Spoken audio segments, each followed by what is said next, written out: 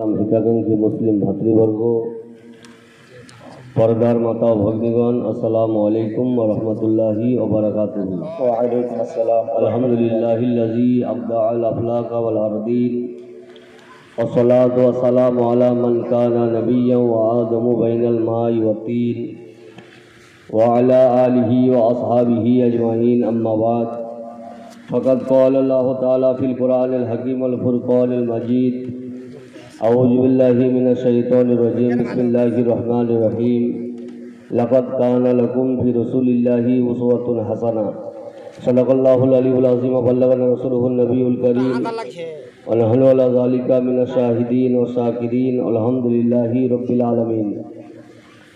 हमें करनी है शहंशाह बतहा की रज़ा जुई, हमें करनी है शहंशाह बतहा की रज़ा जुई, वो अगर हो गए तो रहमत परवरदिगार अपनी। एक बार भक्ति भरे दरूद पाक पढ़ो। अल्लाहुम्मा सल्ले अला मौलाना मुहम्मद व अला सय्यिदना मौलाना मुहम्मद। अल्लाहुम्मा सल्ले अला सय्यिदना मौलाना मुहम्मद व अला सय्यिदना मौलाना मुहम्मद सल्लल्लाहु अलैहि वसल्लम। আজকের ঐতিহ্যবাহী সভা যে উদ্দেশ্যে অনুষ্ঠিত আপনারা প্রত্যেকে অবগত আছেন। সন্ধ্যার পর থেকে নিয়ে অদ্যাবধি কম করে দিতে হবে। আহলে সুন্নাত ওয়াল জামাতের যোগ্য বিজ্ঞ অভিজ্ঞ ওলামায়ে কেরামের মুখ থেকে কোরআন হাদিসের বক্তব্য শুনছিলেন। আর এহেন টাইমে আপনাদের খিদমতে কিছুক্ষণের জন্য আমি হাজির হয়েছি, তারপরে ইনশাল্লাহ বিদায় নেব। তবে আপনারা বড় ভাগ্যবান যে আল্লাহ তাআলা অনেক মানুষের মধ্যে থেকে আপনাদেরকে ভালোবেসে এহেন দামি মজলিসে আসার এবং বসার তৌফিক দান করেছেন। বলুন আলহামদুলিল্লাহ। আলহামদুলিল্লাহ। এটা এত গুরুত্বপূর্ণ জায়গা, এত উন্নত মানের জায়গা, যে জায়গার ব্যাপারে কোনো এমএলএ এমপি কোনো মন্ত্রী নয়, স্বয়ং নবী মুস্তাফা বলেছেন যে যেখানে আমার ও আল্লাহর আলোচনা হয় ওটা সাধারণ জায়গা থাকে না, ওটা জান্নাতে পরিণত হয়। সুবহানাল্লাহ। হাদিসের মধ্যে নির্ভরযোগ্য হাদিস সেহায়ে সিত্তার মধ্যে গুরুত্বপূর্ণ একটি হাদিস তিরমিজি শরীফ। এহেন হাদিসে একটি হাদিস এসে নবী মুস্তাফা বলেন ইজা মারারতুম বে রিয়াজিল জান্নাতে ফারতাউ। হে সাহাবায়ে কেরাম, যখন তোমরা দুনিয়ার কোনো জান্নাতে প্রবেশ করবে তো জান্নাতের ফল অনুসন্ধান করিও। সাহাবায়ে কেরাম রিদওয়ানুল্লাহি আলাইহিম আজমাইন বললেন ইয়া রাসূলুল্লাহ ওমা রিয়াজুল জান্নাহ, হুজুর দুনিয়াতে জান্নাত কোথায় আছে? তো নবী মুস্তাফা বললেন যে হেলাকু জিক্র, कि हे साहाबी যেখানে আমার ও আল্লাহর আলোচনা হয়, হাদিস ও কোরআন নিয়ে আলোচনা হয়, ওটা সাধারণ জায়গা থাকে না, ওটা আল্লাহর জান্নাত হয়ে যায়। সুবহানাল্লাহ। কাজ কত বড় ভাগ্যবান যে নবী মুস্তাফার হাদিস অনুযায়ী আপনারা সাধারণ জায়গায় বসে নয়, জান্নাতে বসে আছেন। আর সবথেকে বড় কথা হলো এই যে আমাদের আহলুস সুন্নাত ওয়াল জামাতের আকীদা, হাদিস ও কোরআনের আকীদা, নবী মুস্তাফা সাল্লাল্লাহু আলাইহি ওয়াসাল্লামের হাদিস, যে নবী বলেন যে আমার উম্মতি যে যে প্রান্ত থেকে আমার উপরে দরুদ পড়ুক না কেন, আমি মদিনাতে থেকে ডাইরেক্ট তাদের দরুদ শুনতে পাই। সুবহানাল্লাহ সুবহানাল্লাহ। কেউ যদি পাতাল রেলে গিয়ে দরুদ পড়ে, নবী বলে আমি তাও শুনতে পাই। কেউ যদি মঙ্গল গ্রহে গিয়ে দরুদ পড়ে, নবী বলে ওটাও শুনতে পাই। কেউ শূন্যে ভাসমান হয়ে যদি দরুদ পড়ে, নবী বলেন যে আমি ওটাও শুনতে পাই। কেউ যদি গভীর দরিয়াতে ডুবে গিয়ে দরুদ পড়ে, তো নবী মুস্তাফা বলেন যে আমি ওটাও শুনতে পাই। আজ আমাদের মধ্যে কিছু চালাক মানুষ আছে, ওরা ভাবে যে নবী মুস্তফা দরুদ পড়তে, দরুদ শুনতে পাই না, কারণ কোথায় মদিনা আর কোথায় আমাদের মুরারই, কোথায় বালিয়াড়া, কমসে কম 5000 কিলোমিটারের ব্যবধান। কত কিলোমিটার? কমসে কম, ঘুমাইছেন নাকি?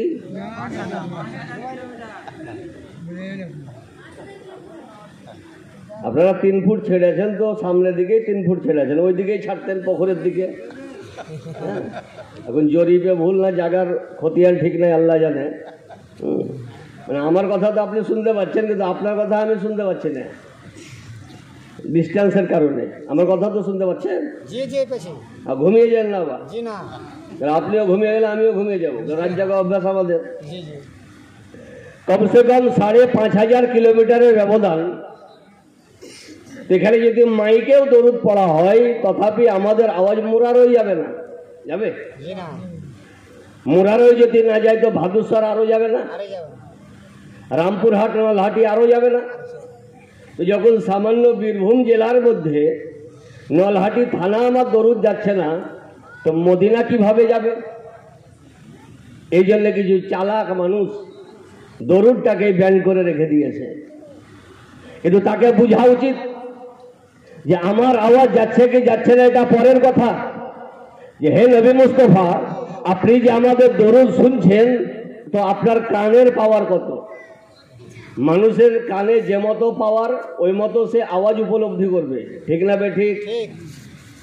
আপনার কান চাঙ্গা আছে, আপনি আওয়াজ উপলব্ধি করতে পারছেন। কেউ যদি বহিরা হয়, আওয়াজ শুনতে পাবে? সারা রাত জলসা শোনার পর সকালে যদি জিজ্ঞাসা করে যায় যে মৌলবি কি বললে, ওটা মাইকের দোষ। মাইকের দোষ না, তোর কানের দোষ। আর কিছু কিছু আছে, যদি ব্যাটারিওয়ালা কান হয়, ও আরো শুনতে পাবে না। আর জিসিপি ওয়ালা যদি কান হয়, ও কিছুই শুনতে পাবে না। তাহলে কান যার যে মতো কান, ওই মতো সে আওয়াজ উপলব্ধি করবে। তো হে নবী মুস্তফা, আপনি মদিনাতে থেকে আমাদের বালিয়াড়ার দরুদ শুনতে পাচ্ছেন, তো আপনার কানের পাওয়ার কত? প্রশ্ন হবে কি হবে না? তো নবী বলছেন যে আমার কান যদি দেখতে চাও, জানতে চাও, তো কোরআন খুলে দেখো। কারণ নবীকে আনন্দবাজার পত্রিকায় পাওয়া যাবে না, কলম পত্রিকায় পাওয়া যাবে না, মিজান পত্রিকায় পাওয়া যাবে না, গণশক্তি পত্রিকায় পাওয়া যাবে না, আনন্দবাজার পত্রিকায় নবীকে পাওয়া যাবে না। নবীকে পেতে গেলে হয় হাদিস খুলতে হবে, নচেত কোরআন খুলে দেখতে হবে। তো নবী বলছে কোরআন খোলো। তো কোরআন শরীফ বিখ্যাত সূরা, সূরায়ে নামল। আমার নবীর বহু পূর্বে একজন নবী দুনিয়াতে পদার্পণ করেছিলেন, যিনার নাম হযরত সুলাইমান আলাইহিস সালাতু ওয়াত তাসলিম। আপনারা দেখেছেন, নাম শুনেছি। উনি শুধু নিজের এলাকার নয়, সারা পৃথিবীর বাদশা ছিলেন। সারা পৃথিবীর বাদশা। আর শুধু মানুষের বাদশা নয়, জিন ভূত উনার আন্ডারে যত ছিল সকলের উনি বাদশা। তো ওনার একদিন ইচ্ছা জাগলো, কোরআনের ঘটনা, যে মানুষ তো বসবাস করে নিজের গৃহে বাড়িতে, ঠিক আছে, আমার আন্ডারে পিপিলিকা কিভাবে জীবন যাপন করে আমি দেখতে যাব। উনি কত দয়ালু যে পিপিলিকা কিভাবে বসবাস করে আমি দেখব। উনি হাজার হাজার সেনা নিয়ে, মিলিটারি নিয়ে ওয়াদি নামলাতে অবস্থান করছেন। ওয়াদি মানে এলাকা, আর নামলা মানে হলো পিপিলিকা, যাকে পিঁপড়া বলে, পিপিলিকার এলাকায়। তো উনি পিপিলিকার এলাকাতে এখনো পদার্পণ করেননি। ওনাকে দেখে একটা পিপিলিকা বলে উঠলো। কি বললো? কোরআন তুলে দেখুন, ইয়া আইয়ুহান নামালু উদখুলু মাসাকিনাকুম। এ পিপিলিকার দল, তোমরা নিজ নিজ খাল বিলে আত্মগোপন করো, মানে নিজ নিজ খালে ঢুকে যাও। কেন? হযরত সুলাইমান নবী আসেন অনেক সেনা নিয়ে, ওনারা বুঝতে পারবে না, পায়ে দেবে, মেরে দিবে। কে কথা বললো? এখনই যদি এটা ভুলে যান তো কাল সকালে তো এটাই বলবেন যে মৌলবি বেটা ছিল না বিটি ছিল। কে কথা বললো? গরমের কারণে বুঝতে পারছে না। পিপিলিকা কথা বললো। কে কথা বললো? জোরে বলেন। পিপিড়িয়া কথা বললো, আছে কোথায়? বাড়িতে। কোরআনে? নিজের বহে বহি যাইছে। কোরআন বলছে যে পিপিলিকা সুলাইমান নবীকে দেখে কথা বললো কি, যে ইয়া আইয়ুহান নামালু উদখুলু মাসাকিনাকুম, এ পিপিলিকার দল, তোমরা নিজ নিজ খালে বিলে ঢুকে যাও, বাড়িতে লুকিয়ে যাও। কারণ সুলাইমান নবী আসছেন অনেক মানুষ নিয়ে, ওনারা বুঝতে পারবেন না, পায়ে দেবে, মেরে দেবে। আপনি বাজার যান তো টোটোকে সাইড দেন, মোটর সাইকেলকে সাইড দেন, মানুষকে সাইড দেন, কিন্তু কোনো পিপিলিকাকে সাইড দেন কি না? যদি পিপিলিকাকে সাইড দিতে লাগে তো ট্রাফিক জ্যাম কিয়ামত পর্যন্ত ছাড়বে না, ছাড়বে না। তো পিপিলিকা কথা বললো, আর ওই কোরআনে এসে ফাতাবাসসামা যাহিকাল মিন কওলিহা, সুলাইমান নবী পিপিলিকার আওয়াজ শুনে মুচকি হাসতে লাগলেন। আজ একটা মেশিন পাওয়া যায়, প্রত্যেক হাসপাতালে পাবেন, প্রত্যেক চেম্বারে পাবেন, তার নাম হলো ইউএসজি মেশিন, আল্ট্রাসোনোগ্রাফি। মায়ের পেটে বাচ্চা, বাচ্চার ভিতরে হার্ট, ও হার্টে কত আওয়াজ হচ্ছে মেশিন উপলব্ধি করতে পারছে। কিন্তু আজ পর্যন্ত মেশিন তো মেশিন, মেশিন যে বানিয়েছে ওর বাপ 14 গোষ্ঠী পিপিলিকার আওয়াজ উপলব্ধি করতে পারেনি। কিন্তু কোরআন বলে সুলাইমান নবী পিপিলিকার আওয়াজ শুনলেন কত দূর থেকে? তো তাফসীর বিভাগ একমত, মিন সালাসাতে আমিয়ালিন, 3 মাইল দূর থেকে হযরত সুলাইমান নবী পিপিলিকার আওয়াজ শুনতে পেলেন। সুবহানাল্লাহ।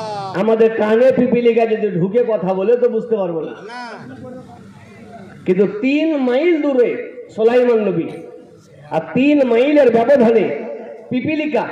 কোরআন বলছে পিপিলিকা কথা বলল, এর উপরে ঈমান আনা ফরজ। আর ওই কোরআন বলে সুলাইমান নবী পিপিলিকার আওয়াজ শুনতে পেলেন, তার উপরেও ঈমান আনা ফরজ। বলার উদ্দেশ্য হলো এটা যে 3 মাইলের ব্যবধানে সুলাইমান নবী যদি পিপিলিকার আওয়াজ শুনতে পান, তো আমার নবী মুস্তাফা, যিনি সমস্ত নবীর সর্দার, উনি আমাদের মুরাদের দরুদ মদিনা থেকে কেন শুনতে পাবেন? সুবহানাল্লাহ। সে কানের পাওয়ার হতে হবে, সে কানের পাওয়ার হতে হবে। বিশ্ববিখ্যাত পণ্ডিত আল্লামা জালালউদ্দিন সিউতি আলাইহি রহমা রিদওয়ান, যিনি শুধু আমাদের ভারতের নয়, পাকিস্তানের নয়, এশিয়া মহাদেশের নয়, সারা পৃথিবীর তদানীন্তনকালে বিখ্যাত একজন আলেম ছিলেন। বলুন সুবহানাল্লাহ। ওনার কিতাব, অনেক কিতাবের মধ্যে একটি কিতাব যার নাম তাফসিরে জালালাইন। প্রত্যেক মজহাবের মৌলবীকে পড়তে হয়। এখন কোন মজহাবের মৌলবী যদি বলে যে আমি মৌলবী হয়েছি অথচ তাফসিরে জালালাইন পড়িনি, তো জানতে হবে মৌলবী দাঁতে নেই এখনো, কারণ ওটা কম্পালসারি, ওকে পড়তেই হবে।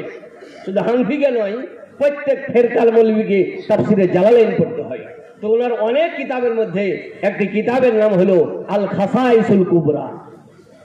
তো ওই খাসাইসুল কুবরাতে উনি একটা হাদিস লিপিবদ্ধ করেছেন যে আমার নবীর নিজের চাচা হযরত আব্বাস রাদিয়াল্লাহু আনহু নবীর কাছে এসে নবীকে বলতেন যে হুজুর, আপনি যখন বাল্য অবস্থায় ছিলেন, শৈশব অবস্থায় ছিলেন, তো হাজার হাজার অলৌকিক ঘটনা দেখেছি।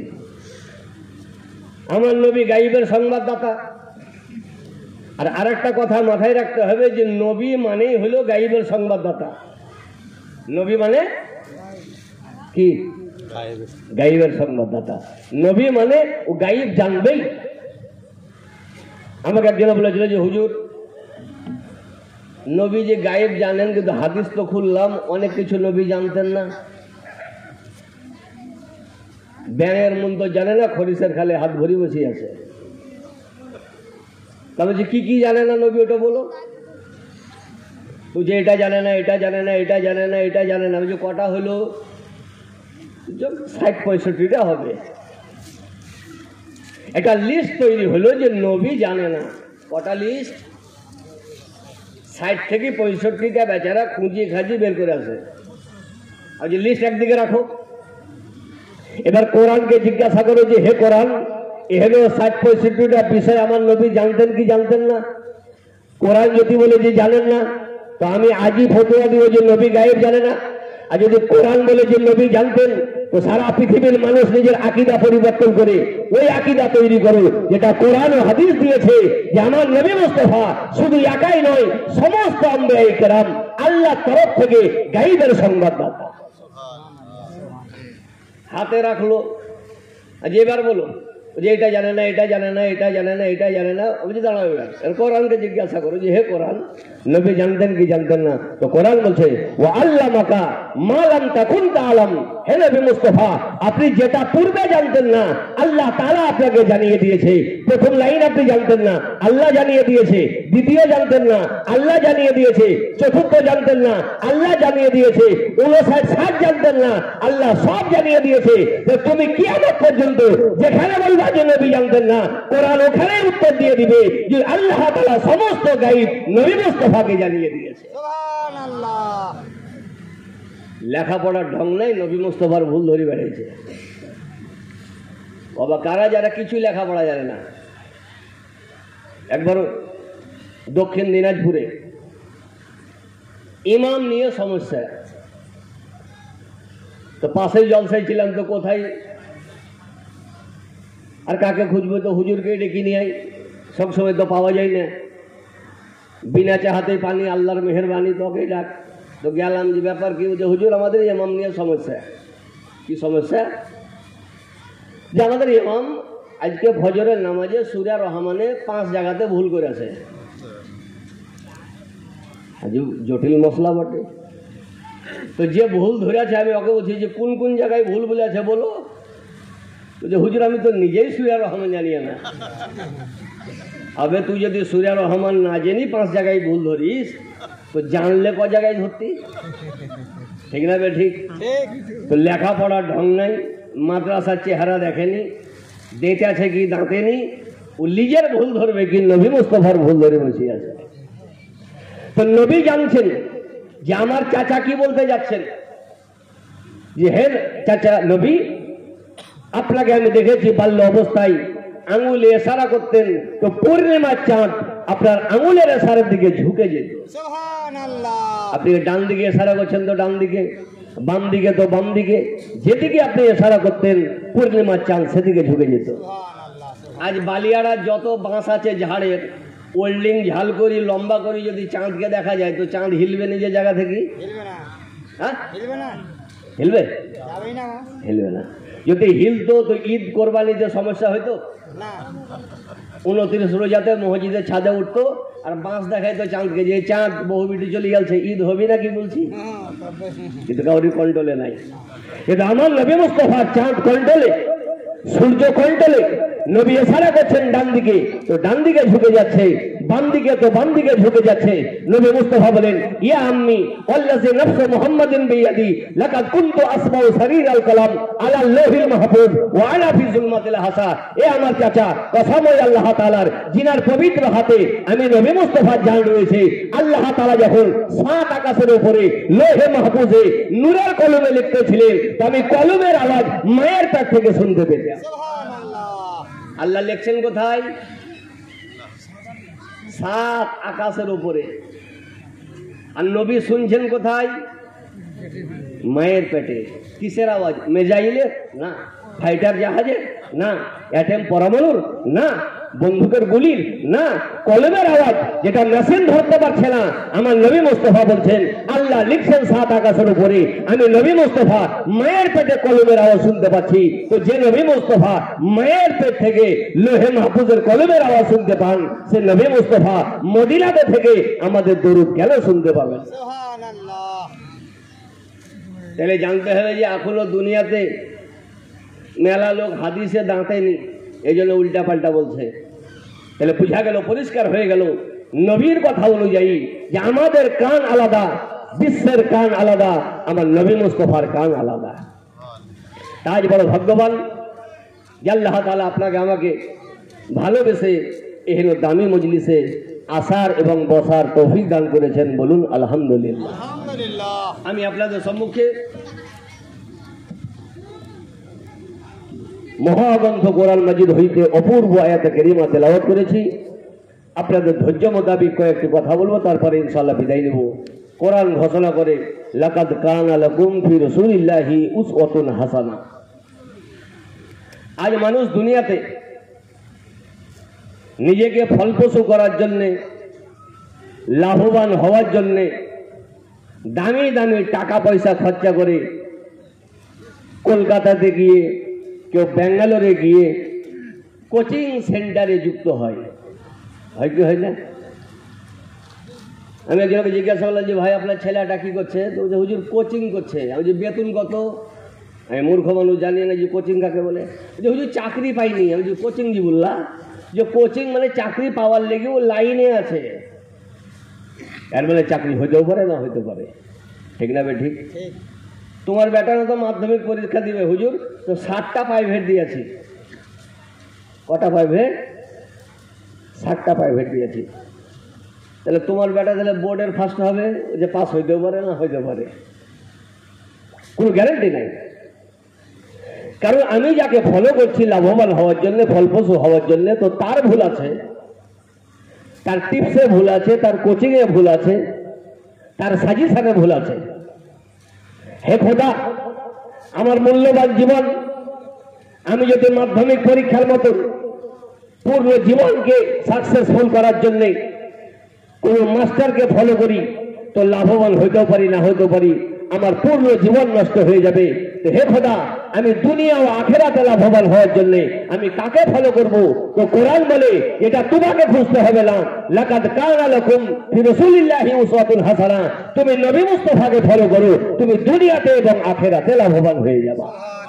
তাহলে বুঝা গেল দুনিয়া ও আখিরাতে ওনারাই লাভবান যিনারা নবী মুস্তাফাকে ফলো করেছে। এটা কোরআন গ্যারান্টি দিচ্ছে যে তুমি দুনিয়াতেও সাকসেসফুল হবা এবং আখিরাতেও সাকসেসফুল হবা। একটা শর্ত, সেটা হলো তুমি যদি নবী মুস্তাফাকে ফলো করো। এর উপরে আরেকটি কথা, আপনি আমি যাকে ফলো করব কামিয়াব হওয়ার জন্য, তো তার মধ্যে 3টা গুণ হওয়া দরকার। 3টি গুণের মধ্যে যদি একটা কমে যায়, তো কিয়ামত পর্যন্ত ওকে অনুসরণ করা যাবে, মানুষ লাভবান হবে না।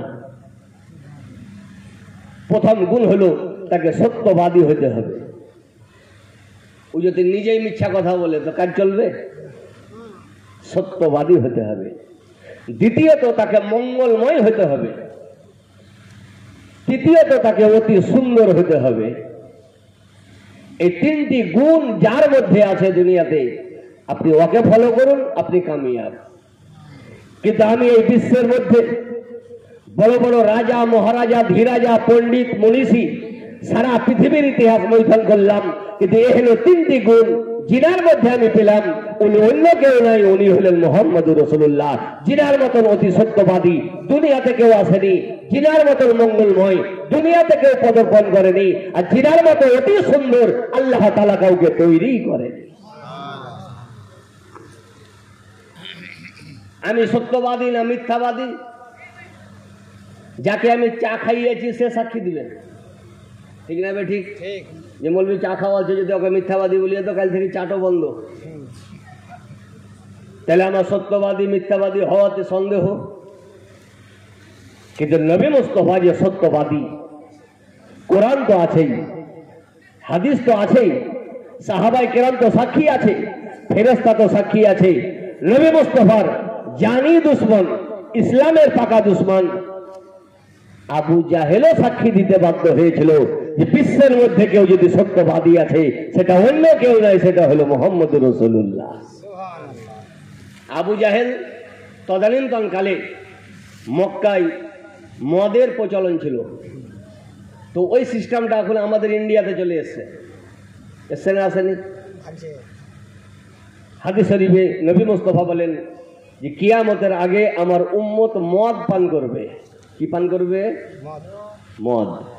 ইসাম্মুনহা বেগাইরে ইসমিহা, আর মদের নাম চেঞ্জ করে অন্য আখিকাদের নাম রাখবে। ওই জামানা চলে এসেছে। সেদিন নলহাটি প্ল্যাটফর্মে একজন হুজুর আপনার ওয়াজ শুনে আমি মদ তো ছেড়ে দিয়েছে হুজুর, কিন্তু বিয়ার তো ছাড়তে পারিনি। তবে যেই বিয়া সেই তো মদ। তাহলে নাম চেঞ্জ হলো কি হলো না? তাহলে নাম চেঞ্জ হলো কখন? 2024-এ। আর নবী বললেন কখন? 1400 বছর পূর্বে। তাহলে এটা গাইবের কথা কি গাইবের কথা নয়? নবীর জামানায় নাম চেঞ্জ হয়নি, সাহাবীর জামানায় নাম চেঞ্জ হয়নি, তাবেঈনের জামানায় নাম চেঞ্জ হয়নি। নাম চেঞ্জ হলো তো 2021-এ। আর বলছেন আমার নবী 1450 বছর পূর্বে। এর থেকে বড় গাইব আর কি হতে পারে? কিন্তু মানুষ গাইব খুঁজে পায় না, কারণ মানুষ খুঁজছে যে বুখারীতে যাতে লেখা থাকে যে আমার নবী গায়েব জানেন। আরে বুখারী কি ধারাপাতের বই যে ওইভাবে লেখা থাকবে? তো আরবি বই, খুঁজে বের করতে হবে। ঠিক না বে ঠিক? আমরা কবরস্থান যাই জিয়ারত করতে, আপনারা যান? যান। তো কোন মানুষ জান্নাতে আছে, কোন মানুষ জাহান্নামে আছে বুঝতে পারা যায়? পারেন আপনারা? আপনারা যোগ্য লোক, পারেন না। আল্ট্রাসোনোগ্রাফি মেশিন যদি কবরে নিয়ে যাওয়া যায় তো বুঝতে পারা যাবে? কবর যদি খোলা যায় তো বুঝতে পারা যাবে? পারবেন না। কেন পারেন না? এটা গাইবের কথা। কিন্তু বুখারী শরীফ প্রথম খণ্ড হাদিসের মধ্যে নির্ভরযোগ্য হাদিস। যারা পড়তে পারে তাদেরও নাম মুখস্থ, যারা পড়তে জানে না তাদেরও নাম মুখস্থ। বুখারী শরীফ হাদিস বর্ণনা হচ্ছে আন ইবনে আব্বাস রাদিয়াল্লাহু আনহুমা মাররা নবী সাল্লাল্লাহু আলাইহি ওয়াসাল্লাম বিকবরাইন ফাকালা ইন্নাহুমা লা ইউযাবান ওয়া মা ইউযাবান ফি কাবীরিন আম্মা আহাদুহুমা ফাকানা লা ইস্তাতিরু মিনাল বাউল ওয়া আম্মা আল আখারু ফাকানা ইয়ামশি বিন নামিমা সুম্মা আখাযা জারিদাতান রাকাবা ফাসাক্কাহা বিনিসবাইন সুম্মা গারাজা ফি কুল্লি কবরিন ওয়াহিদা। নবী মুস্তাফা একদা দুটো কবরের পাশ দিয়ে যাচ্ছিলেন। এমন কবর যে পুরাতন হয়ে গেছে, বয়স্ক মানুষ ছাড়া কেউ চিনতে পারবে না। অনেক জায়গায় কবর হয়তো হয় না, বাড়ি তৈরি করে নিল তো কিন্তু রেকর্ড দেখছে 150 বছর আগে কবরস্থান ছিল। অনেক হয়। এত পুরাতন কবরের পাশ দিয়ে নবী যাচ্ছেন যে সাহাবী চিনতে পারছেন না যে এটা কবর কি এমনি ময়দান, ফাঁকা মাঠ। আমার নবী মুস্তাফা বলেন যে হে সাহাবী, এই দুটো কবরে আযাব হচ্ছে, বলুন সুবহানাল্লাহ। ওমা ইয়াযাবান ফি কাবীরিন, আর কোন বড় গুনার কারণে আযাব হচ্ছে তা নয়, কিছু ছোট ছোট গুনার কারণে আযাব হচ্ছে। আম্মা আহাদুহুমা ফাকানা লা ইস্তাতিরু মিনাল বাউল, এই দুটো কবরবাসীর মধ্যে এই কবরবাসী পবিত্রতা অর্জন করত না, পেশাবের ছিট থেকে বাঁচত না, এই জন্য আযাব হচ্ছে। আর হুজুর এই ভদ্রলোকের কবরে তো নবী বলছেন ওয়াম্মাল আখারু ফাকানা ইয়ামশি বিন নামিমা, আর এই ভদ্রলোক ফজর থেকে নিয়ে মাগরিব পর্যন্ত চুগলি করত। সারা দিনে 65 কাপ চা খেত আর 65 বারও চুগলি করত। এই জন্য দুনিয়াতে তো শাস্তি হয়নি, আল্লাহ কবরে শাস্তি দিচ্ছে। তো এটা কবর কি কবর না, এটা গাইবের কথা। দ্বিতীয়ত কবরে আযাব হচ্ছে, এটা গাইবের কথা। তৃতীয় কি কারণে আযাব হচ্ছে, এটা সব থেকে বড় গাইবের কথা। আমার নবী মুস্তাফা তিনটাই বলে দিলেন। তো নবী কি করলেন? নবী বললেন যে একটা খেজুরের ডালকে কেটে আনো। আমাদের দিকে খেজুরের ডালকে লগড়া বলে, আপনারা কি বলেন? তাহলে তো মিলছে, সবই মিলছে, যাইতে মিলছে, সবই মিল, খেজুরের ডাল। তো নবী কি করলেন? সুম্মা ফাসাক্কাহা বিনিসবাইন, তো ডালটাকে দুভাগে বিভক্ত করলেন। সুম্মা গারাজা ফি কুল্লি কবরিন ওয়াহিদা, তো দুটো ডাল দুটো কবরে নবী রেখে দিলেন। সাহাবী বলছেন ইয়া রাসূলুল্লাহ লিমা ফাআলতা হাযা, হুজুর ইতিপূর্বে কবরস্থানে ছিলাম, জিয়ারত করে চলে গেছি, কবরস্থান এসেছিলাম, মাটি দিয়ে চলে গেছি, কবরস্থানে ছিলাম, জানাজা পড়ে চলে গেছি, কিন্তু কোনোদিন খেজুরের ডাল রাখতে দেখিনি, আজকে রাখলেন, তার কারণ কি? তো নবী বলছেন লাআল্লাহু ইউখাফফু আনহুমা মা লাম ইয়াবাসা, হে সাহাবী, আমি এই উদ্দেশ্যে খেজুরের ডাল রাখলাম যে খেজুরের ডাল যতদিন জীবিত থাকবে এই তাসবিহ পড়বে, আর এই তাসবিহের বরকতে কবরের আযাব হালকা হয়ে যাবে। আজ আহলুস সুন্নাত ওয়াল জামাত তথা আপনারা আমরা মানুষ ইন্তেকাল করলে একটা সিস্টেম আমাদের আছে, সে সিস্টেমের নাম হলো ইসালে সওয়াব। কেউ 3 দিনে করে তোকে তিজা বলে, 4 দিনে করে তোকে চাহরম বলে, 40 দিনে করে তোকে 40 বলে, বছরে করে তোকে বছর কি বলে, কিন্তু ওর একটাই উদ্দেশ্য হলো ইসালে সওয়াব। ইসাল এটাও আরবি শব্দ, আর সওয়াব এটাও আরবি শব্দ। মানুষ তরজমা না বুঝার কারণে, আরবি না জানার কারণে বুঝে ইসালে সওয়াব হারাম। কিন্তু শুনুন, ইসালে সওয়াব 2024 তো দূরের কথা, কিয়ামতে সকাল পর্যন্ত যারা ডেট আছে তাদেরকে যদি সুবহানাল্লাহ প্রশ্ন করা যায়, কিয়ামত পর্যন্ত ইসালে সওয়াবকে কেউ হারাম বলতে পারবে না। যদি বলে তো জানতে হবে যে মাদ্রাসাতেই পড়েনি, টোটোতে আদায় করি বেড়াইতেই পড়েনি। ইসালে সওয়াব কিয়ামত পর্যন্ত কোন জামাতের মৌলবিয়াকে হারাম বলতে পারবে না। কারণ ইসালে সওয়াব নবীর জামানায় চালু ছিল, ইসালে সওয়াব সাহাবায়ে কেরামের জামানায় চালু ছিল, ইসালে সওয়াব সারা পৃথিবীতে চালু আছে, ইসালে সওয়াব কিয়ামত পর্যন্ত চালু থাকবে। তো আমরা আহলুস সুন্নাত ওয়াল জামাত হাদিসকে ফলো করে মাইয়াতের লাভের কারণে আমরা ভুলে না গিয়ে তাদের নামে কিছু অর্পণ করার চেষ্টা করি, এটা বৃথা যায় না। নবী বলছেন যে কবরে নেকি পৌঁছে যায়। এই জন্য আমরা ইসালে সওয়াব করি, নাম শুধু আলাদা কিন্তু উদ্দেশ্য একটাই, ইসালে সওয়াব। আর আরেকটা কথা বলে দিই, যখন আমরা করি তো যাতে আরো মজবুত হয়ে যায়। কোন জীবিত ব্যক্তি যদি ভাবে যে মাইয়াতের কবরে নেকি পাঠাবো, নবী বলছেন যে ই লাইনও ক্লিয়ার আছে, খোলা আছে, পাঠাও।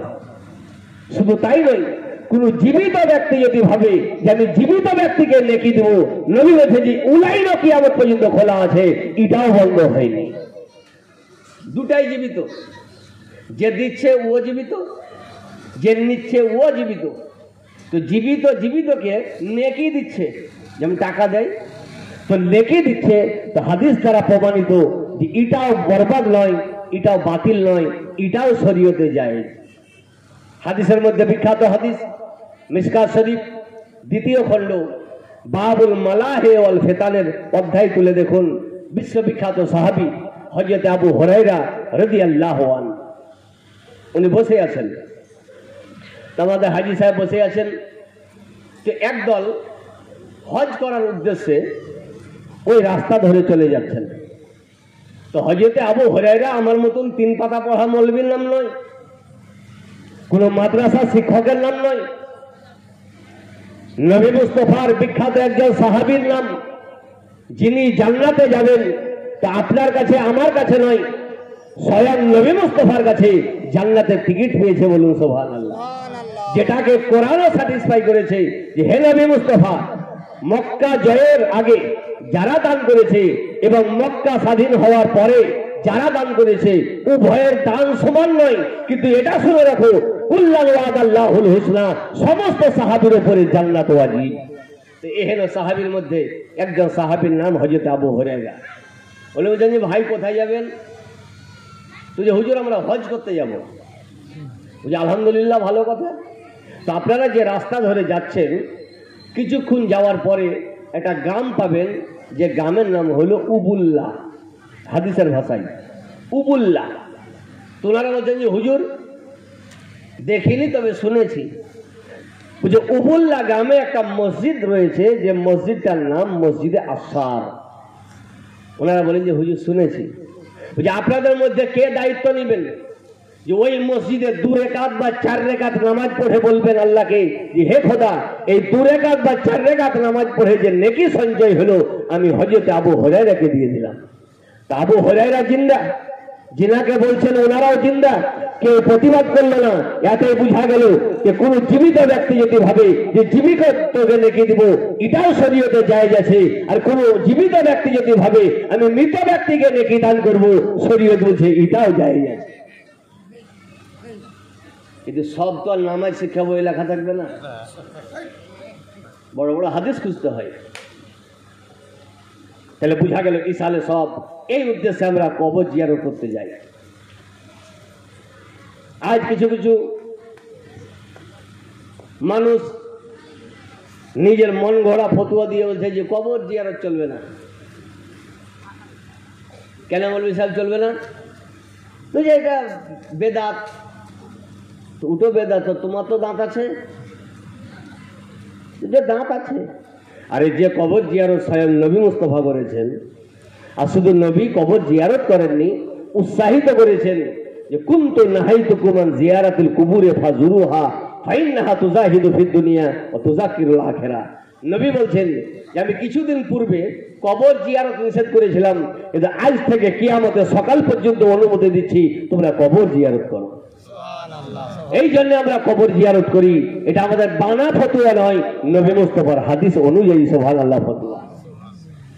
তো নবী কি বললেন যে খেজুরের ডাল এই উদ্দেশ্যে রাখলাম যে যতদিন জীবিত থাকবে এই তসবিহ পড়বে, আর এক তসবিহের বরকতে কবরের আযাব হালকা হয়ে যাবে। সুবহানাল্লাহ। আচ্ছা, খেজুরের ডাল উত্তম না মানব জাতি উত্তম? কে বেশি উত্তম? একটু ঝামেলায় পড়ে গেলেন, কোনটা বলবো আর কোনটা থবো? মানুষ উত্তম, সব থেকে উত্তম সৃষ্টির মধ্যে কে? যাকে আশরাফুল মখলুকাত বলা হয়, মানব জাতি। তাহলে নবী মুস্তফা দুটো কবরে দুটো সাহাবী রাখতে পারতেন কি পারতেন না? যে হে সাহাবী, এই দুটো কবরে তোমরা 4 ঘন্টা করে ডিউটি করো, পারতেন না? পারতেন না? পারতেন। কিন্তু নবী সাহাবীকে রাখলেন না। কাকে রাখলেন? সব থেকে যে জিনিসের কোনো দাম নেই শরীয়তে, সমাজে যার কোনো দাম নেই, যাকে ঝাড়ু তৈরি করে মানুষ, খেজুরের ডাল রাখলেন। কেন?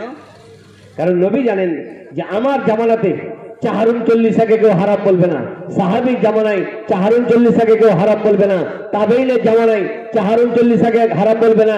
কিন্তু 2000 পরে এক জামাত তৈরি হবে যারা সবকে হারাম বলতে বলতে চাহারুন চল্লিশাকেও হারাম বলবে। এই জন্য নবী মুস্তফা সারা পৃথিবীকে দেখিয়ে দিয়েছে যে খেজুরের ডালের বরকতে যদি কবরের আযাব হালকা হয়ে যায়, তো কোন মানব জাতি যদি কাউরি নামে তসবিহ পড়ে, তো ইয়ারও বরকতে কবরের আযাব হালকা হয়ে যায়। সুবহানাল্লাহ। বিশ্ববিখ্যাত মুহাদ্দিস আল্লামা মুহাম্মদ মুহাদ্দিসে মক্কি আলাইহি রহমা রিদওয়ান, যিনি নিজের জামানায় সারা পৃথিবীর মধ্যে সব থেকে বড় মুহাদ্দিস ছিলেন, সব থেকে বড় মুহাদ্দিস। তো উনি বলছেন যে কথাটি বিশ্ববিখ্যাত পণ্ডিত আল্লামা মুল্লা আলী কারি আলাইহি রহমা রিদওয়ান নিজের বিশ্ব ফেমাস কিতাব মিরকাতুল মাফাতি শারহে মিশকাতুল মাফাতি, সুবহানাল্লাহ, ওই হাদিসের কিতাবে উনি লিপিবদ্ধ করেছেন। উনি বলছেন যে আমি একদা কবরের পাশ দিয়ে যাচ্ছিলাম, রাত লেগে গেছে, আশ্রয় নেবার উদ্দেশ্যে একটা কবরের পাশে ঘুমিয়ে গেলাম। তো উনি বলছেন যে কবরের পাশে ঘুমিয়ে গেলাম, তো স্বপ্নে যোগে কবরবাসীকে দেখছি যে দলবদ্ধভাবে বসে আছে, এখানে এক দল, ওখানে এক দল, এখানে এক দল। তো ওনাদের স্বপ্ন আলাদা আর আমাদের স্বপ্ন আলাদা। আমরা সারাদিন যেটা মাঠে ধিয়ায়ে ওইটা রাইতে স্বপ্নে দেখিয়ে, এই জন্য আমাদের স্বপ্ন 12 আনাই মিথ্যা, আর ওনাদের স্বপ্ন সুবহানাল্লাহ। তো উনি কবরবাসীকে জিজ্ঞাসা করছেন যে কিয়ামাতুল কিয়ামা, এই কবরবাসী তোমরা যে এই মতো বসে আছো, কিয়ামত হয়ে গেছে কি? তো কবরবাসী বলছে যে হুজুর কিয়ামত হয়নি, তবে রাজুলুম মিন ইখওয়ানিনা কারা কুল হুয়াল্লাহু আহাদ ওয়া জাআলা সাওয়াবানা লানা ফানাহনু নাকতাসিমুহু মুজসানাতিন। হুজুর কিয়ামত হয়নি, তবে একটা মুমিন মুসলমান 1 বছর পূর্বে এই কবরের পাশ দিয়ে যাচ্ছিল, টাইম কম থাকার কারণে কোরআন শরীফের একটা সূরা ইখলাস পড়ে আমাদের নামে অর্পণ করে দিয়েছে। এ হলো কুল হুয়াল্লাহ শরীফের নেকি। আমরা পূর্ণ কবরবাসী 1 বছর ধরে বন্টন করছি, এখনো শেষ হয়নি। কুল হুয়াল্লাহ শরীফের নেকি ভাগ করছে কতদিন থেকে? 2 দিন থেকে 1 বছর। 1 বছর ধরে ভাগ করছে কবরবাসী, এখনো ভাগ শেষ হয়নি। তো বলার উদ্দেশ্য হলো এটা যে কুল হুয়াল্লাহ শরীফ আকারে ছোট, দেখতে ছোট, তো যদি এর নেকি বন্টন করতে 100 সুবহানাল্লাহ 1 বছর 100 বছর টাইম লাগে, তো পূর্ণ কোরআন যদি কাউরের নামে অর্পণ করে দেওয়া হয় তো হাজার বছর টাইম লাগবে। একবার নিজে নিজে চিন্তা করুন। সুবহানাল্লাহ। তাহলে বুঝা গেল আমরা যে চাহারুন চল্লিশা করি, এটা মৌলবীদের মন গড়ানো ফতোয়া নয়, মসজিদে বসে মিটিং পাস করে ফতোয়া নয়, এটা নবীর জামানা থেকে চালু আছে, কিয়ামত পর্যন্ত চালু থাকবে। বুঝতে পারলেন? তো বলতে চাচ্ছিলাম যে আবু জাহেল পুরা মদ খেয়ে টর। তোমার বন্ধু আগে জিজ্ঞাসা করছে যে হে আবু জাহেল, তখন মক্কাতে বিটির বিবাহ হইতো তো জিজ্ঞাসা করতো, এখন যেমন জিজ্ঞাসা করে যে জামাই কি করে, তো তখন জিজ্ঞাসা করতো যে মদ ক কুইন্টাল তৈরি করো, যদি বলতো যে 3 কুইন্টাল প্রতিদিনই হয়, তো হ্যাঁ ঘর ভালো বটে, প্রচলন আছে। যেমন এখন বিনা পণে বিহা টোটালি বন্ধ মনে হয় আমাদের পশ্চিমবঙ্গে। ও আছে তো অন্যদিকে ঘুরে নিছে, অনেক জায়গাতে আছে যে ঘুরে নিছে। কি কি লীলা বিহা তো ভেজে বলছে কিছু লিয়ে দিই, তবে ক ভাই বহিন বুঝে কেউ নাই এক কই, তো তুই তো সবই পাবি, তো অনেকদিন ঘুরি নেই। তো যাই হোক, আবু জাহেলকে জিজ্ঞাসা করছে যে হে আবু জাহেল, তুমি তো জীবনে সত্য কথা বলোনি, আজ তো কেউ নেই, একটা সত্য কথা বললো। কি? এই যে আব্দুল্লাহর বেটা মোহাম্মদ সাল্লাল্লাহু আলাইহি ওয়াসাল্লাম, ইনার ব্যাপারে তোমার আকীদা কি? এখানে কেউ নাই, তুমি বলো। এদিক ওদিক, ডান দিক বাম দিক, পূর্ব পশ্চিম দিক, চতুর্দিক সিসি ক্যামেরার মতো ঘোরার পর বলছে যে শোনো, সত্য কথা যদি বলতে হয় তো এটাই সত্য যে আব্দুল্লাহর বেটা মোহাম্মদের মতো অতি সত্যবাদী দুনিয়াতে কেউ পদার্পণই করেনি। তো নবীর দোস্ত দোস্ত, বিশ্বের ইসলামের দুশ্মন, সে বলতে বাধ্য হয়েছিল যে মোহাম্মদের মতন সুবহানাল্লাহ সত্যবাদী দুনিয়াতে কেউ পদার্পণই করেনি। আর একটা গুণ হলো মঙ্গলময়। মঙ্গলময় ওকে বলা হয় জিনার কাছে আশ্রয় পাওয়া যাবে, জিনার কাছে আশ্রয় পাওয়া যাবে, ওনাকে বলা হয় মঙ্গলময়। আর নবী এমনই একটা আশ্রয় দাতা যে নবীর কাছে শুধু মানুষ নয়, নবীর কাছে যে এসে যখনই এসে সুবহানাল্লাহ আশ্রয় পেয়েছে। অমাবস্যা রাতে এসে তো আশ্রয় পেয়েছে, পূর্ণিমা রাতে এসে তো আশ্রয় পেয়েছে, দিন দুপুরে এসে তো আশ্রয় পেয়েছে, রাত 12টায় এসে তো আশ্রয় পেয়েছে। শুধু মানব নয়, যে এসে নবীর দরবারে আশ্রয় পেয়েছে। আজ মানুষ মানুষের কাছে আশ্রয় পাচ্ছে না, কিন্তু আমার নবী এমনই একজন নবী যে বুখারী শরীফ প্রথম খণ্ড, নবী মুস্তাফা খেজুর কাঠের মেম্বারের উপরে জুম্মার দিনে খুতবা প্রদান করতেন। আমাদের তো আলহামদুলিল্লাহ এখন মার্বেল পাথরের মেম্বার, এখন আল্লাহর রহমতে প্রত্যেক গ্রামে মার্বেলের মেম্বার, কিন্তু নবীর জামানায় খেজুরের কাঠকে কেটে মেম্বার তৈরি করেছে, নবী খুতবা দিচ্ছেন। একজন সাহাবী নবীকে বলছেন, ইয়া রাসূলুল্লাহ, ইয়া হাবিবাল্লাহ, আমার মনের আকাঙ্ক্ষা যে জঙ্গলের একটা ঝাউ কাঠকে কেটে আপনার জন্য মেম্বার তৈরি করব, হুজুর কবুল করবেন? নবী বলছে আলহামদুলিল্লাহ, খুব ভালো কথা। তো জঙ্গলের ঝাউ কাঠকে কেটে একটা মেম্বার তৈরি হয়ে এলো, আর নবী মুস্তাফা বললেন যে পুরাতন মেম্বারটাকে দূরে হটিয়ে দাও, এর দরকার নেই। যেমনই দূরে হটিয়ে নতুন মেম্বারের উপরে নবী দাঁড়িয়ে খুতবা প্রদান করতে লাগলেন, তো ওই খেজুরের কাঠটা বাচ্চার মতো কান্না করতে লাগলো। বলুন সুবহানাল্লাহ। সাহাবায়ে কেরাম বর্ণনা করছেন, তাআন্নু আনিনা সাবি, ওই খেজুর কাঠটা কান্না করছে। যে কেমন কান্না করছে? বুড়া মানুষের মতন না জওয়ানের মতন? তো যে তাআন্নু আনিনা সাবি, একটা ছোট বাচ্চা যেমন কান্না করে, খেজুরের কাঠটা ওই মতো কান্না করছে। আমাদের মতো যোগ্য মুসল্লি হলে মসজিদ থেকে পালাইতো না? যে পালা পুরাতন গাছে হয়তো ভূত বাস করছে, ওই জন্য ভূতে কান্দে লেগেছে, বলতো না। কিন্তু নবীর জামানা, নবী মওজুদ, সাহাবায়ে কেরাম মওজুদ, নবী মুস্তাফা পবিত্র মেম্বার থেকে নিচে অবস্থান করলেন, আর নিজের পবিত্র হাত মেম্বারের উপরে রেখে মেম্বারকে বলছে, এই মেম্বার চুপ, কাঁদছি কেন? তারপরে নবী কি বললেন? বিশ্ববিখ্যাত পণ্ডিত আল্লামা বদরুদ্দিন আইনি আলাইহি রহমাতুল্লাহ রিদওয়ান নিজের বিশ্ব ফেমাস কিতাব উমদাতুল কারি শরহে বুখারীতে উনি হাদিস বর্ণনা করছেন যে আমার নবী মুস্তাফা ওই গাছটাকে বলল যে এই গাছ, কাঁদছিস কেন? তো যে হুজুর এই কারণে কাঁদছি যে দীর্ঘদিন আমার উপরে চড়ে আপনি খুতবা দিতেন, আজ আমাকে আলাদা করে দিয়েছেন, আমি ভাবছি যে আপনি আমার উপরে নারাজ হয়ে গেছেন হুজুর, আর আপনি যার উপরে নারাজ হবেন জাহান্নাম ছাড়া কোনো উপায় নাই, এই জন্য আমি কাঁদছি। কে কাঁদছে? যার উপরে নামাজ ফরজ নেই, রোজা ফরজ নেই, হজ ফরজ নেই, জাকাত ফরজ নেই, সত্য কথা বলা ফরজ নেই, নফল ইবাদত ফরজ নেই।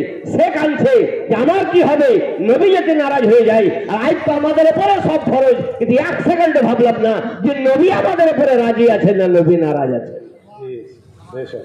লোকের ভুল ধরতে ধরতে নবী মুস্তাফার ভুল ধরে বসে আছে।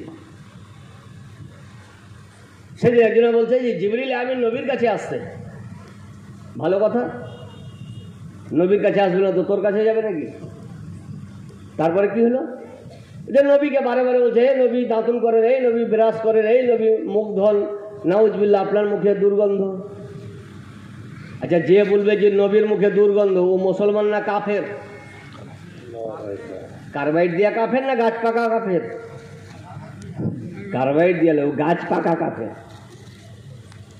আপনাকে বললে চলবে, আমাকে বললে চলবে, সাধারণ মানুষকে বললে চলবে। নবীকে কেউ যদি বলে তোমার মুখে দুর্গন্ধ, ও মুসলমান নয়, ও পাকা কাফের আছে। কারণ নবীকে তুমি কি চিনলা? আদার ব্যাপারী লয় যে হাজার খবর। যে নবী মুস্তাফা, উনার সুবহানাল্লাহ বডি তো বিশাল বড় কথা, দেহ তো বিশাল বড় কথা। তাফসিরে জালালাইনে এসে নবী মুস্তাফা যে গাধার উপরে চড়ে ভ্রমণ করতেন, এ হলো গাধার পেশাব মিঘলাভি থেকে অতি সুগন্ধ। সুবহানাল্লাহ, সুবহানাল্লাহ। গাধার পেশাব মুস্ক আম্বার জাফরান থেকে বেশি সুগন্ধ। তো যে নবীর গাধার পেশাব মৃগ কস্তুরী থেকে সুগন্ধ হয়, সে নবীর মুখ দুর্গন্ধ করবে? হাদিস শরীফে এসে কি কানা রাসূলুল্লাহ সাল্লাল্লাহু আলাইহি ওয়াসাল্লাম ইজা তাকাল্লামা রুইয়া কান নূর ইয়াখরুজু মিন বাইনি সানায়াহু। নবী মুস্তাফার দাঁতের ব্যাপারে জিজ্ঞাসা করছো? আমার নবী মুস্তাফা যখন মুচকি হাসতেন তো দাঁত দেখতে পাওয়া যেত না, নবী মুস্তাফার মুখমণ্ডলে নূর দেখতে পাওয়া যেত। সুবহানাল্লাহ, সুবহানাল্লাহ, মাশাআল্লাহ। আরে মানুষ তো নবীকে দেখেনি, ভাবছে যে আমার বাপের স্টাফ ছিল নবী। নবীকে তুমি কি চিনবা? সাহাবী নবীকে চিনতে পারলো না পূর্ণভাবে। যে সাহাবীকে নবী মুস্তাফা বলেন, ইয়া আবু বকরিন লাম ইয়ারিফনি হাকিকাতান গায়রা রাব্বি, হে আবু বকর, আমার আসল পরিচয় আমার আল্লাহ ছাড়া কেউ জানে না। যে আবু বকর 24 ঘন্টা নবীকে দেখছেন, জিহাদে আবু বকর সঙ্গে, হিজরতের রাতে আবু বকর সঙ্গে, কোরআন নাজিল হচ্ছে আবু বকর সঙ্গে, প্রত্যেক জায়গাতে আবু বকর সঙ্গে, এখানে আবু বকরকে বলছেন নবী মুস্তাফা যে আমার আসল পরিচয় তুমি জানো না, আমার আসল পরিচয় আমার রব জানে। আবু বকর যদি পূর্ণ নবীকে না চিনতে পারে, তো পশ্চিমবঙ্গের বেকার কোন হিসাবে বলছে যে আমি নবীকে চিনে বসে আছি? জানতে হবে যে ওর ব্রেনের টাল আছে, নয়তো আধার কার্ডে ভুল আছে। নবী আমার মতো নয়, নবী কাউরের মতো নয়, নবী নবীর মতো। তো বলতে চাচ্ছিলাম যে নবীর মুখে দুর্গন্ধ। আজ বৈশাখ মাস চলছে মনে হয়, এটা বৈশাখ মাসই তো চলছে। তো বৈশাখ মাসে কোনো মানুষ যদি 3 দিন গোসল না করে আমাদের পশ্চিমবঙ্গে, তো আর স্ত্রী ওকে 25 তালাক দিবে। দেবে না? দেবে না? এটা আমার নবী মুস্তাফা। হাদিস শরীফ, বিখ্যাত হাদিস, বুখারী শরীফের পর 4 নম্বর, মুসলিম শরীফ। আমার নবী, আপনার নবী হযরত আনাসের বাড়ি বেড়াতে গেলেন। কার বাড়ি? সাহাবী রাসূলের বাড়ি বেড়াতে গেলেন। তো নবী আরাম করছেন। তো হাদিস বর্ণনা হচ্ছেন, হযরত আনাস বর্ণনা করছেন যে দাখালা আলাইয়া নবী সাল্লাল্লাহু আলাইহি ওয়াসাল্লাম ফাকালা ইন্নানা ফাআরিকা ওয়া জাআত উম্মি বিকারুরা فجعلت تسلط الارقى فيها فاستيقظ النبي صلى الله عليه وسلم فقال يا ام سليم ما هذا الذي تصنعين। হযরত আনাস বলছেন যে নবী আমার বাড়ি এসে আরাম করছেন। আর একটা কথা ক্লিয়ার করে দিই, সারা পৃথিবীর মানুষ যদি ঘুমিয়ে যায় অজু ভেঙে যাবে। যে মৌলবি হোক তার অজু ভাঙবে, মুক্তাদি হোক তার অজু ভাঙবে, পীর সাহেব হোক তাও অজু ভাঙবে, ইমাম হোক তাও অজু ভাঙবে যদি ঘুমিয়ে যায়। কিন্তু নবী মুস্তাফা বলেন যে আমাদের ঘুমাতে আমাদের অজু ভাঙে না। সুবহানাল্লাহ, সুবহানাল্লাহ। বুঝতে পারলেন তো? কোন দিকে আমরা নবীর মতো? আমি তো খুঁজেই পেয়ে না। আমাদের ঘুমে অজু ভাঙবে আর নবী বলছেন আমাদের ঘুমে অজু ভাঙে না, তাইলে বুঝা গেল নবীর ঘুম আলাদা, আমাদের ঘুম আলাদা। তো নবী হযরত আনাসের বাড়ি বেড়াতে গেলেন। তো হযরত আনাসের মা বাড়ি থেকে একটা বোতল এনেছে। কি এনেছে? বোতল। নবীর পাসিনা নিচ্ছেন, ঘাম নিচ্ছেন, আর বোতলে ভরছেন। এখন কেউ ভরবে? বোতলে ভরছেন। যেমনই বোতলে ভরা ফাস্তাই কাজান নবী সাল্লাল্লাহু আলাইহি ওয়াসাল্লাম, নবী জেগে গেলেন। নবী জেগে গিয়ে বলছে, ইয়া উম্মা সুলাইম মা হাযাল্লাযী তাসনাইন, এ উম্মে সুলাইম কি করছো? আমরা হলেও বলতাম যে হুজুর ভিজা কাপড়ে মুছাইন দিছি। কিন্তু উনি কি বলছেন, ইয়া রাসূলুল্লাহ হাযা আরকুকা, হুজুর এটা আপনার ঘাম। নাজআলুহু ফি তিবিনা, আমি আমার খুশবুর বোতলে ভরছি। ওহুয়া আতিয়াবুত তিব, কারণ সারা পৃথিবীর মিঘনাবি থেকে আপনার পাসিনা অতি সুগন্ধি। সুবহানাল্লাহ, বোতলে ভরছি। তো যে নবী মুস্তাফার গায়ের পাসিনা এত সুগন্ধি হয়, সে নবীর মুখে কেউ যদি বলে দুর্গন্ধ, সে মুসলমান নয়, সে পাকা কাফের হইতে পারে। সুবহানাল্লাহ। তো নবীকে চিনে না। তো বলতে চাচ্ছিলাম যে তাফসিরে জালালাইনে লিখছে যে নবী মুস্তাফার গাধার পেশাব মিঘনাবি থেকে অতি সুগন্ধি। তো নবী ওই গাছটাতে হাত দিয়ে বলছেন, এই গাছ চুপ, কাঁদছিস কেন? আল্লামা বদরুদ্দিন আইনি এই হাদিসের ব্যাখ্যা দিয়েছেন যে নবী গাছটাকে বললো যে, এই গাছ তুমি কি চাও যে আমি যে বাগানের গাছ ছিলাম ওই বাগানের হব? আর যদি চাও যে ওই বাগানের গাছ হব, আমি ওই বাগানে তোমাকে পরিণত করে দিচ্ছি। আর তুমি যদি ভাবো যে আমি জান্নাতের বাগানে রূপান্তরিত হব, আমি তোমাকে জান্নাতের গাছে ট্রান্সফার করে দিচ্ছি। গাছ বললো যে, ইয়া রাসূলুল্লাহ ইয়া হাবিবাল্লাহ, আমি দুনিয়ার বাগানের গাছ হতে চাই না, আমি জান্নাতের বাগানের গাছ হতে চাই, যে জান্নাতের বাগানের ফল মুমিন মুসলমান জান্নাতি খাবে। নবী বলছেন, আমি প্রতিশ্রুতি দিচ্ছি তোমাকে জান্নাতের বাগানে রূপান্তরিত করে দিলাম। নবী মুস্তাফার দরবার, যেখানে শুধু মানুষ নয়, জঙ্গলের একটা কাঠও নবীর দরবারে আশ্রয় পেয়েছে। এই জন্য আলা হযরত আজিমুল বরকত মুজাদ্দিদ দ্বীন ও মিল্লাত বলেছেন, ওয়াহ ক্যা জুদ ও করম হে শাহে বতা তেরা, नहीं सुनता ही नहीं मांगने वाला तेरा। সুবহানাল্লাহ। এই ছিল নবী পাক সাল্লাল্লাহু আলাইহি ওয়াসাল্লামের দরবার, যেখানে সুবহানাল্লাহ সবাই আশ্রয় পেয়েছে। আর আরেকটা জিনিস, সেটা হলো এই যে নবী অতি সুন্দর, নবীর মতন সুন্দর আল্লাহ তাআলা কাউকে তৈরি করেন। হাদিস শরীফে এসেছে যে নবী মুস্তাফা নিজে মসজিদের ভিতরে একটা মেম্বার তৈরি করলেন, স্টেজ তৈরি করলেন। কি তৈরি করলেন? স্টেজ। তো নবী কোনো বক্তাকে নয়, বিখ্যাত সাহাবী, সাহাবী রসুল, জান্নাতি সাহাবী হযরত হাসান বিন সাবিত রাদিয়াল্লাহু আনহু নবী ডাকলেন যে, হে হাসান, স্টেজে উঠো আর আমার প্রশংসা করো। কে বলছেন? নবী। এখন যদি আমি কাউকে বলিয়ে যে 2 কাপ চা খাওয়াবো, আমাকে বড় আলেম বলি ওখানে বাজারে, লোক বলবে যে বলবি খেপে আছো নাকি তুমি? বলবে না? বলবে না? কিন্তু নবী বলছেন যে, হে হাসান, স্টেজে উঠে যাও আর আমার প্রশংসা করো। উনি অস্বীকার করলেন না, আর উনি জানেন যে আল্লাহর পরে যিনার প্রশংসা উনি অন্য কেউ নয়, উনি হলেন মুহাম্মদুর রাসূলুল্লাহ। আল্লাহর পরে যার প্রশংসা হবে ওটা অন্য কোনো লোক নয়, ওটা হলো নবী মুস্তাফা। হযরত হাসান নবীর হুকুম পালন করার জন্য স্টেজে উঠে গেলেন। স্টেজে উঠে 4 ঘন্টা 5 ঘন্টা 10 ঘন্টা বক্তব্য না, উনি 2টা কথা বললেন। আর 2টা কথাতে নবী মুস্তাফার পূর্ণ চরিত্রকে 2টো কথাতে উনি ভরে দিলেন। নবীকে বলছেন যে, হুজুর আপনার প্রশংসা করবো? নবী বলছেন যে, হ্যাঁ আমারই প্রশংসা হবে। উনি বলছেন, ইয়া রাসূলুল্লাহ ওয়া আজমালা মিনকা লাম তারা কাত্তু আইনি ওয়া আকমালা মিনকা লাম তালিদ সুবহানাল্লাহ, খুলিকতা মুবাররাআম মিন কুল্লি আইবিন কাআন্নাকা কাদ খুলিকতা কামা তাশাউ। হে নবী, আপনার মতন সুন্দর জবান, আপনার মতো আদর্শবান, আপনার মতো মহান, আপনার মতন কল্যাণ, আপনার মতো সুদর্শন আমার চোখ দুনিয়াতে কাউকে দেখেনি। দেখলাম তো অনেক, কিন্তু হুজুর আপনার মতন কাউকে দেখতে পেলাম না। হয়তো বলেন যে হাসান বিন সাবিত আমাদের তো মুরারই আছেন, নলহাটি আছেন, মুর্শিদাবাদ যায়নি, তো কম্পেয়ার কেমন করে করলেন? হযরত জিবরিল আমিন আলাইহিস সালাতু ওয়াত তাসলিম বলেন, শোনো, হাসান বিন সাবিত ইন্ডিয়া যায়নি ঠিক আছে, মুরারই যায়নি ঠিক আছে, নলহাটি যায়নি ঠিক আছে, কিন্তু আমি জিবরিল আমিন আদম আলাইহিস সালাতু ওয়াত তাসলিমের জামানা থেকে নিয়ে ঈসা রুহুল্লাহর জামানা পর্যন্ত রাজা মহারাজা ধীরাজার জামানা আমি দেখেছি।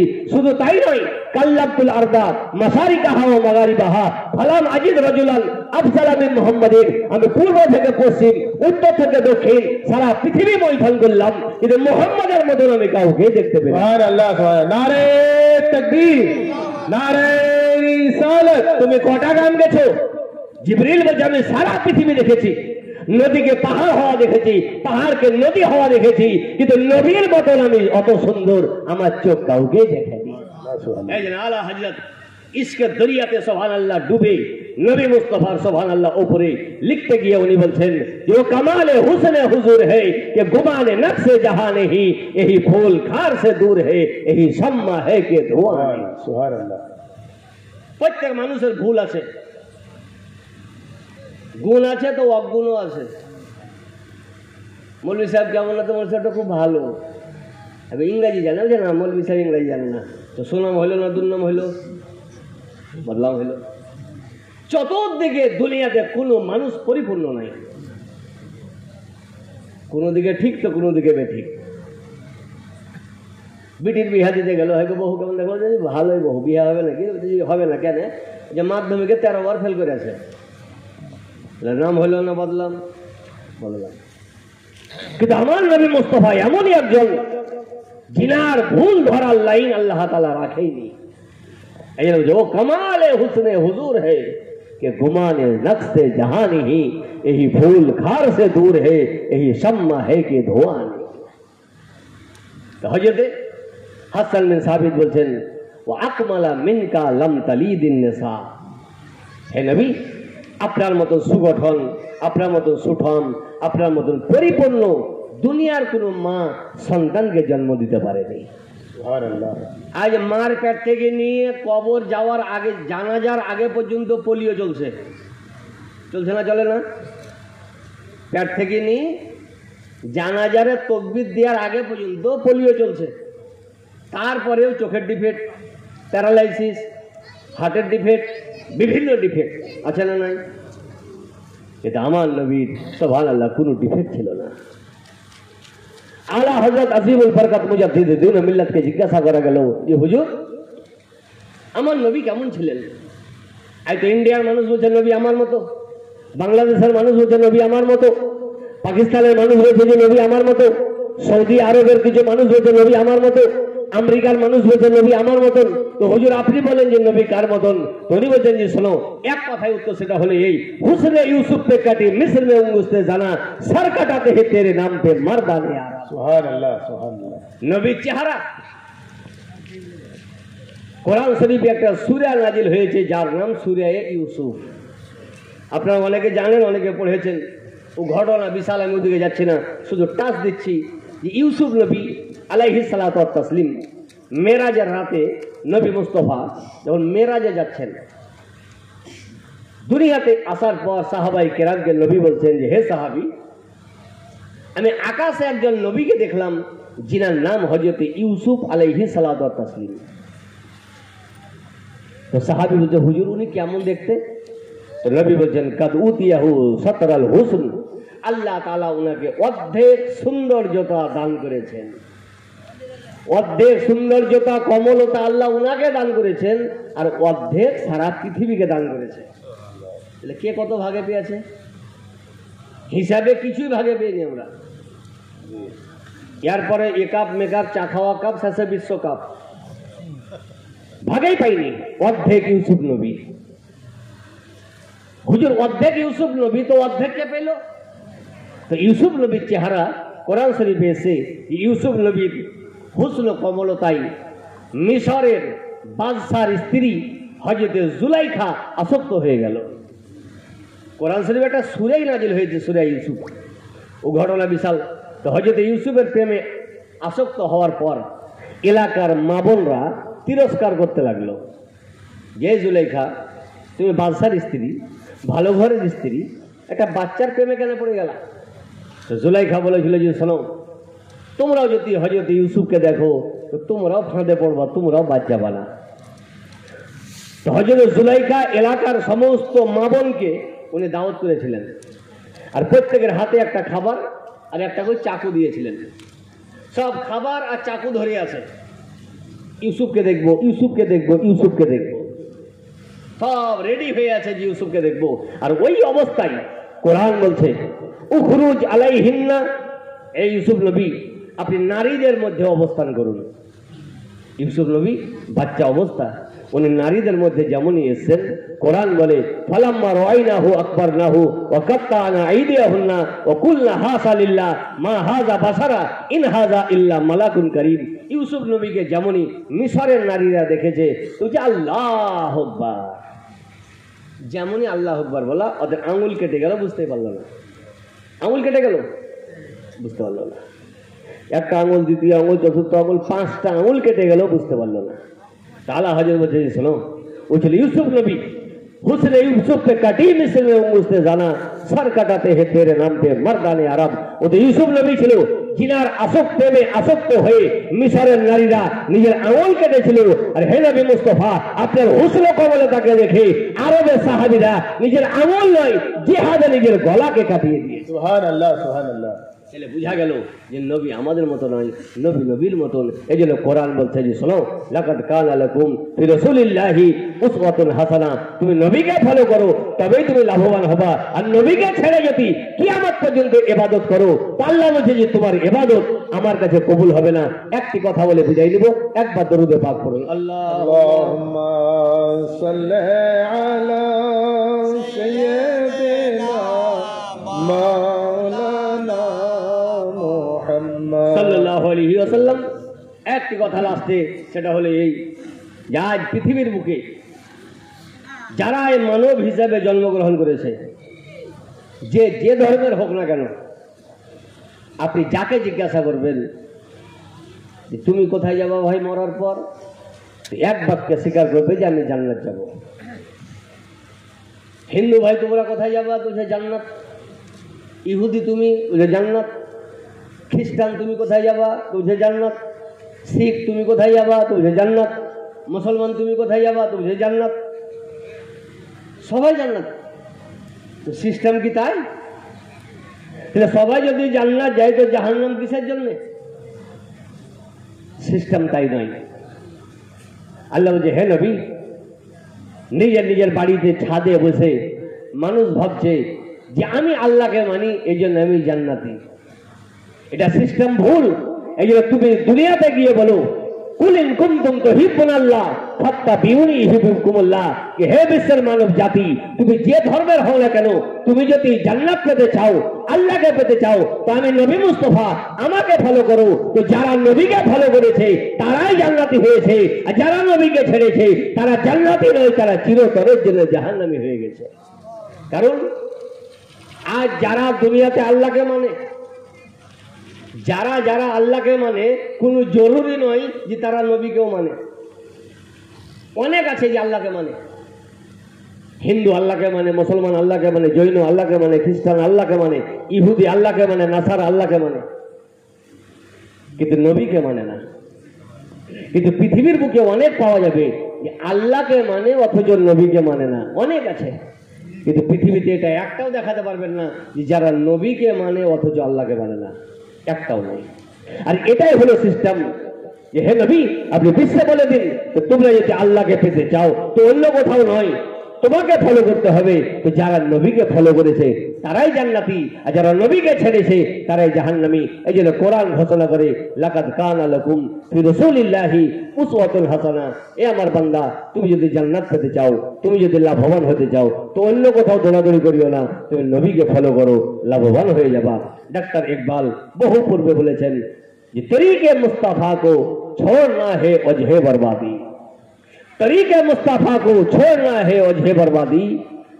आज আমাদের ওজন হারিয়ে গেছে, ইজ্জত চলে গেছে, ইজ্জত নষ্ট হয়ে গেছে। কিসের কারণে? কারণ হলো এই যে আজ আমরা নবীকে ছেড়ে দিয়েছি। ঠিক না বে ঠিক? নবীকে ছেড়ে দিয়েছি। কিভাবে চুল কাটতে হবে ক্রিকেটারকে ফলো করছে, কিভাবে দাঁড়িয়ে পানি পান করতে হবে কোনো হিরোকে ফলো করছে, কিন্তু নবীকে আমরা ফলো করছি না। तरीके मुस्तफा को छोड़ना है वजह बर्बादी, इसी से कौम मुस्लिम हुई है জামানে মে বেইক্তেদার আপনি। এই কারণে আজ আমাদের ইজ্জত দুনিয়া থেকে হারিয়ে গেছে, মুসলমানের ইজ্জত হারিয়ে গেছে, কারণ নামে আমরা কলমা পড়ছি। তখন করা কি উচিত? হামে করনি হে শাহনশাহ বতা কি রেজা জুই। এই অবস্থায় আমাদের উচিত হবে যে কোন কাজ করলে নবী রাজি হবেন। গার ও হয়ে গয়ে তো রহমতে পরওয়ারদিগার আপনি। নবী যদি আমাদের রাজি হয়ে যান তো অটোমেটিক আল্লাহ রাজি হয়ে যাবে। আল্লাহ আপনাকে আমাকে বিশ্বের মুসলমানকে কোরআন ও হাদিসের অটুট বিধানের উপরে আমল করার তৌফিক দান করুন, বলো আল্লাহ আমিন। আর আরেকটি লাস্টে কথা বলে দিই যে আজ ইন্টারনেটে যোগ্য অযোগ্য, বেশিরভাগই অযোগ্যদের বক্তব্য ইন্টারনেটে পাওয়া যায়, কিন্তু কোনটা সিটি গোল্ড কোনটা শোনা আপনার মতন সাধারণ, আমার মতন সাধারণ মানুষ নির্ণয় করতে পারবে না। এই জন্য অযথা যে কোনো মৌলবীর বক্তব্য শুনে নিজের ইমানকে নষ্ট করবেন না। কার বক্তব্য শোনা যাবে আপনি আপনার মসজিদের ইমামকে যাচাই করুন। ইমাম যার ব্যাপারে বলবে যে ওর শোনো, ওটা শুনবেন, তবে আপনার ইমান হেফাজতে থাকবে। আর নিজের ইচ্ছায় যাত্রা শুনবেন, আপনার ইমান নষ্ট হয়ে যাবে। আল্লাহ বিশ্বের মুসলমানকে কোরআন ও হাদিসের অটুট বিধানের উপরে আমল করার তৌফিক দান করুন, বলো আল্লাহ আমিন। এ বলে বক্তব্য সমাপ্ত ঘোষণা করলাম। বলা ভাষার মাধ্যমে হয়ে থাকে ভুল ত্রুটি ক্ষমা প্রার্থী। ওমা আলাইনা ইল্লাল বালাগ। আসসালামু আলাইকুম ওয়া রাহমাতুল্লাহি ওয়া বারাকাতুহু।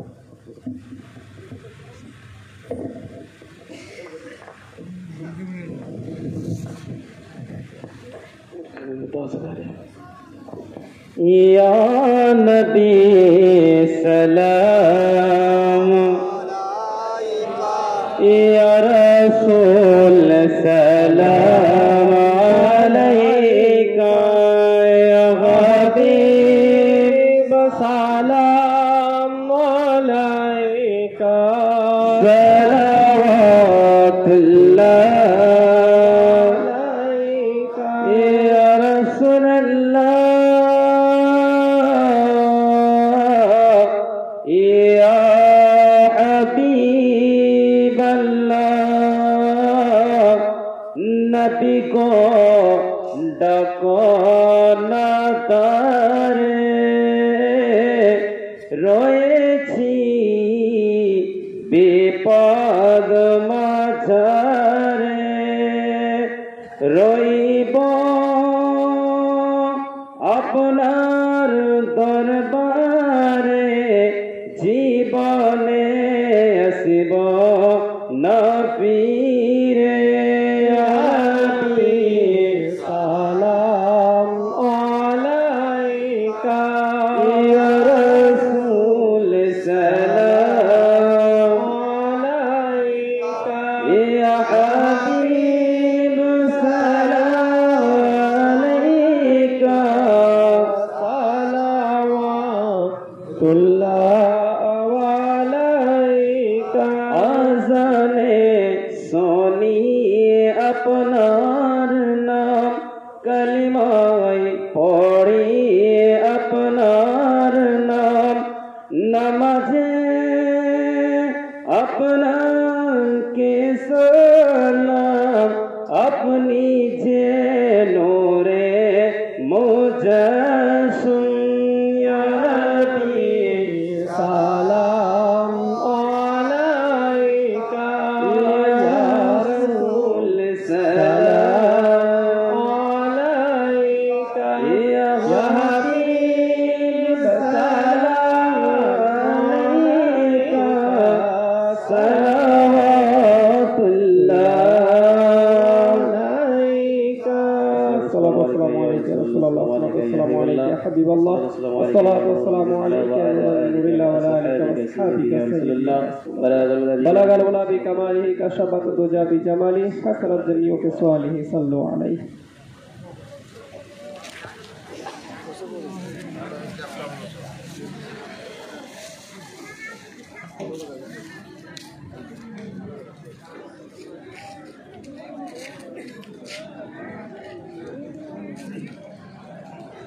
أعوذ بالله من الشيطان الرجيم. بسم الله الرحمن الرحيم. قل يا أيها الكافرون لا أعبد ما تعبدون ولا أنتم عابدون ما أعبد ولا أنا عابد ما عبدتم ولا أنتم عابدون ما أعبد لكم دينكم ولي دين